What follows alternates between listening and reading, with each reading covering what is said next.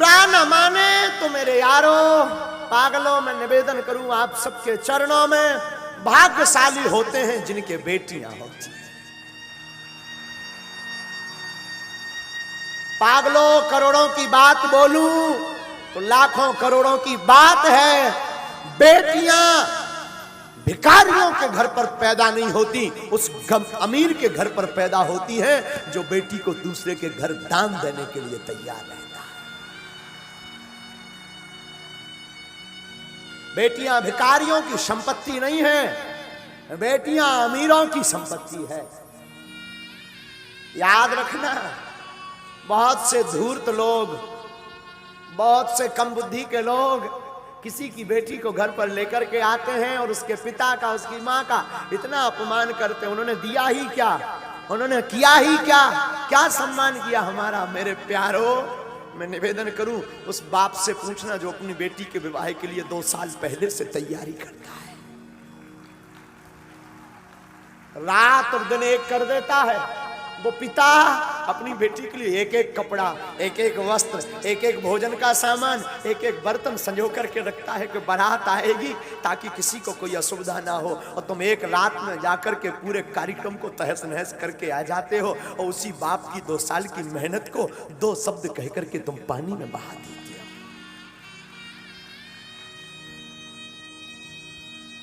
क्या गुजरती होगी उस बाप पर, उस पिता पर। रामायण में आया है, गोस्वामी जी कहते हैं सम समधि देखे हम आज।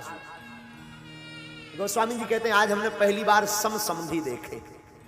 सम समधि का मतलब जैसे महाराज दशरथ वैसे राजा जनक। आजकल समधि नहीं होते हैं, बिजनेस होता है। बेटियों को बेचा जाता है, पुत्रों को बेचा जाता है। दहेज लेना पाप नहीं है, पर मुंह मांग करके दहेज लेना महापाप है। उपहार लेना पाप नहीं है, दहेज लेना महापाप है। मैं निवेदन करूंगा व्यासपीठ से, किसी बाप को कुछ देने को नहीं होता, 1 रुपया नहीं होता, उस बाप के दिल से पूछो जिसके घर पर सयानी बेटी होती है। उस बाप के हृदय से पूछना क्या गुजरती है। उस बेटी का दिल तो देखना, एक रात में वो अपना घर, जिस घर में 20 साल तक रही, कोने कोने में खेली चहचहाती रही, आंगन में रही, एक एक कोने में उसका सामान रखा रहा, और एक रात में सब कुछ छोड़ करके नए घर में आ जाती है। उस बाप पर क्या गुजरती होगी। हमने सुना है बाप का दिल इतना कठोर होता, किसी किसी का उसकी आंख में कभी आंसू नहीं आता, लेकिन हमने सुना है कोई ऐसा बाप होगा जिसकी बेटी की विदा हो, उसकी आंख में आंसू। बेटियां विवाह होने के बाद भी अपने पिता को नहीं भूलती। बेटियों का दिल कितना ऊंचा होता है ये तो क्या बताएं। बहनों का दिल कितना ऊंचा होता है। रक्षाबंधन का दिन हो, भाई के पास पहुंच ना पाए तो वो पड़ोस में, अंकल आप जाएंगे क्या, आप जा रहे हैं क्या, अंकल अगर जाना तो हमें बता देना। रात को ही वो सामान पूरा बना करके उसमें राखी रख करके पैक करके, अंकल हमारी माँ को दे देना, भाई को बांध दे। सबकी कलाई भरी होगी, हमारी भाई की सुनी ना रह जाए।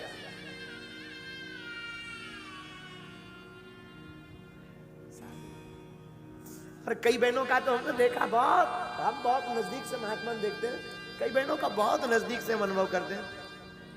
कई बहनें तो भाई बहुत दूर रहता हो या बहनें बहुत दूर, कोरियर कर देती हैं ताकि सबके बहनें आएंगी, सबके भाइयों के हाथों की कलाई पर राखी होगी, मेरा भाई सुनी कलाई लेकर के ना घूमे, वो पहले से भेज देती, फोन लगा दे, माँ रक्षाबंधन को बंधवा जरूर देना।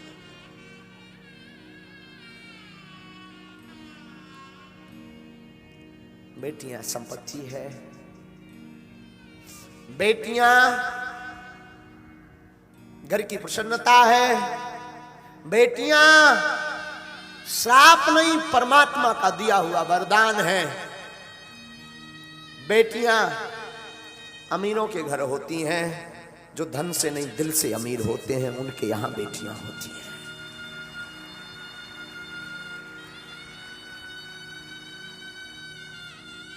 बात बहुत विरोधाभास वाली होगी, शायद किसी के चित्त को यह बात ना खले, मुझे खबर नहीं, पर पागलो हमारी बुद्धि कहती है काश बेटियों को पिता का रखने का अधिकार होता होगा तो वृद्धाश्रम भारत में या विदेश में कहीं नहीं होते। अगर बेटियों को माता पिता का रखने का अधिकार दे दिया जाए तो वृद्धाश्रम बंद हो जाएंगे। लेकिन ये बात भी बोलूं तो ये गलत नहीं होगी, वही बेटियां जब वहां ससुराल पक्ष में पति के घर जाती हैं और सास ससुर को ही माता पिता मान ले तब भी वृद्धाश्रम बंद हो जाएंगे।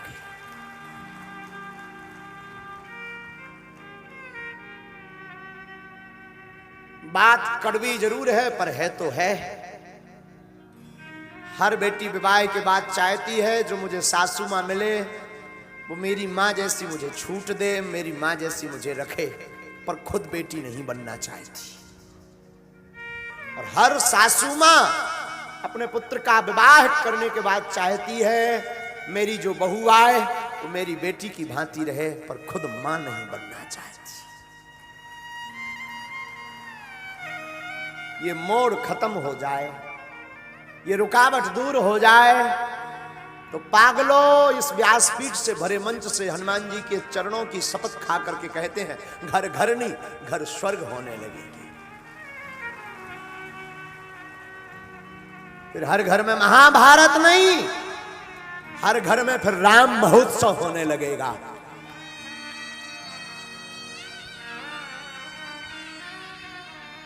परंतु बात वही बिटिया ससुरे में रही ओ तुम चांद क्या गुजरती होगी बेटियों पर। एक घड़ी पुत्र नहीं आते हैं जब तबीयत खराब होती पिता की। बेटियां दूर रहते भी फोन लगा लेती पिताजी कैसे हैं। पिता के प्रति बड़ा गजब का प्रेम होता है बेटियों का, बहुत गजब का, बहुत गजब का होता है। हमारे पास कई बच्चियां आती हैं महाराज जी हमारा तो सब ठीक है, हमारे पिताजी की तबीयत खराब रहती, कई साल बीत जाए पर बेटियां माता पिता से अलग नहीं होती, हमेशा जुड़ी रहती। आज महाराज जनक की आंखों में भी आंसू आ गए। क्यों? एक नहीं 4-4 बेटियां इनके घर से जा रही। दशरथ जी को